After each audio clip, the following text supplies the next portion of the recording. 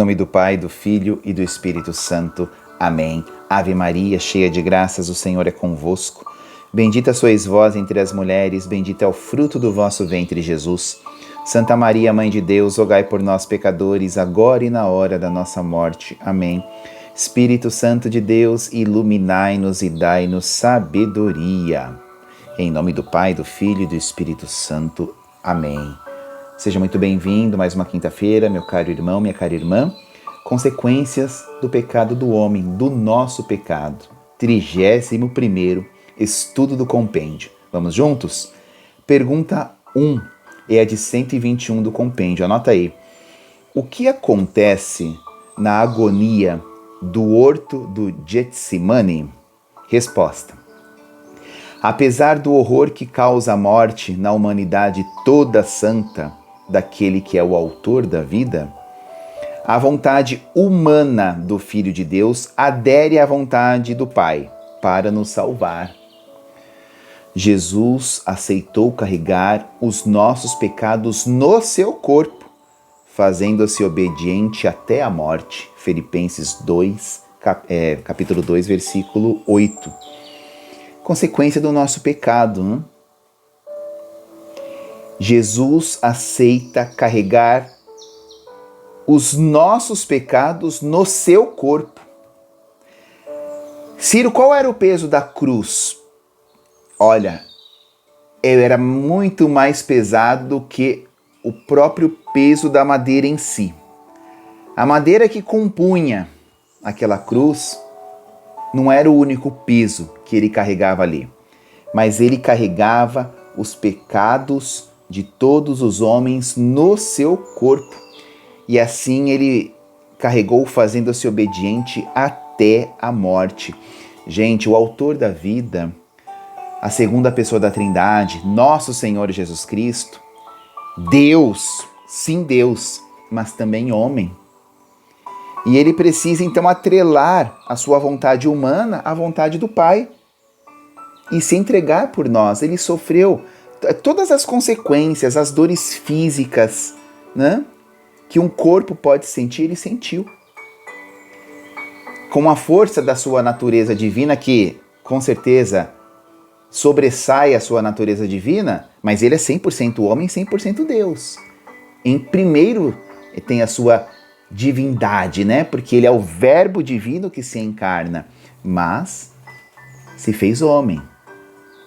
E é muito profundo saber que ele carregou os nossos fardos.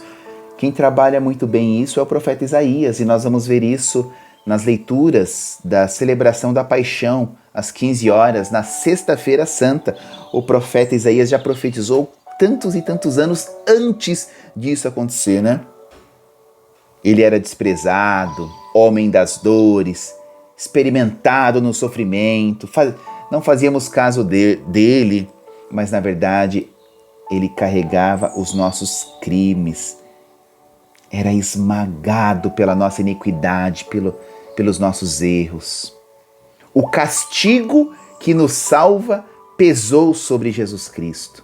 E o profeta conclui dizendo: por suas chagas fomos curados, pelas feridas abertas no seu corpo inteiro, nós encontramos a cura definitiva, que é a possibilidade da comunhão com Deus.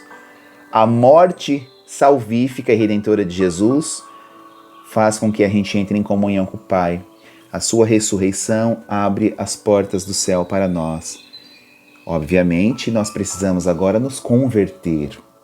E a conversão, ela pode até ter um primeiro dia de encontro, mas ela não fica só naquele dia.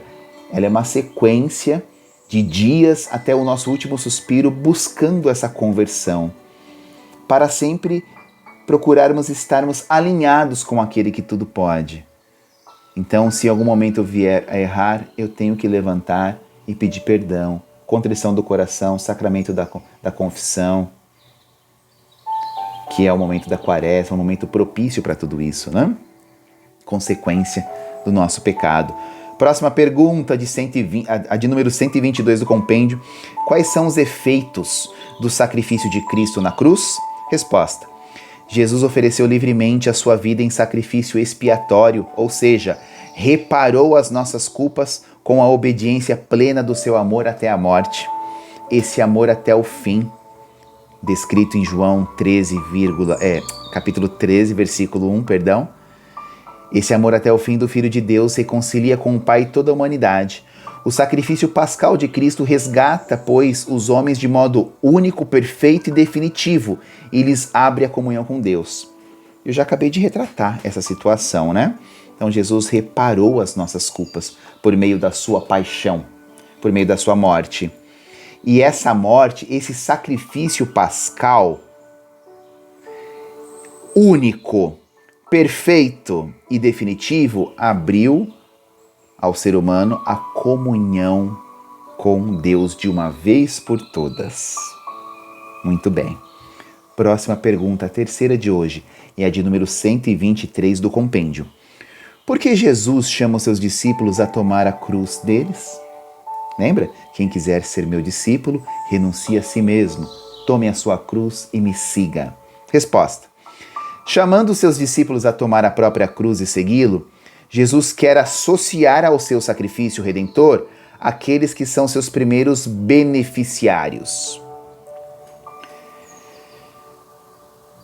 Ora, seguir Cristo não significa isenção de problemas. Os problemas acontecerão, as adversidades, né, vão nos pegar em algum momento. Mas Jesus quer que eu olhe para essa adversidade como uma cruz e carregue ela olhando para Ele. Quem quiser ser meu discípulo, renuncie a si mesmo, tome a sua cruz. Mas eu percebo que nós, sobretudo cristãos, temos a mania de ficar resmungando e reclamando das adversidades diárias e nos esquecemos que Jesus falou que nós teríamos que carregar a cruz também. A cruz do sofrimento, muitas vezes, do dia a dia, né, do fardo, do cansaço, da fadiga, mas carregar olhando para Ele.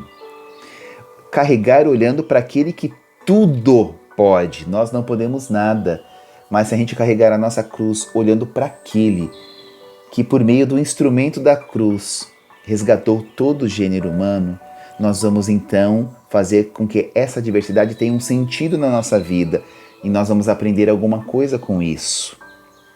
Isso vai nos tornar mais maduros, seja na vida, seja na fé, para a gente continuar tocando a vida para frente, sempre olhando naquele que tudo pode. Próxima pergunta, a última de hoje e a de número 124. A resposta é bem curtinha. Pergunta: em que condições estava o corpo de Cristo enquanto se encontrava no túmulo? Resposta: Cristo conheceu uma verdadeira morte e uma verdadeira sepultura, mas o poder divino preservou seu corpo da corrupção.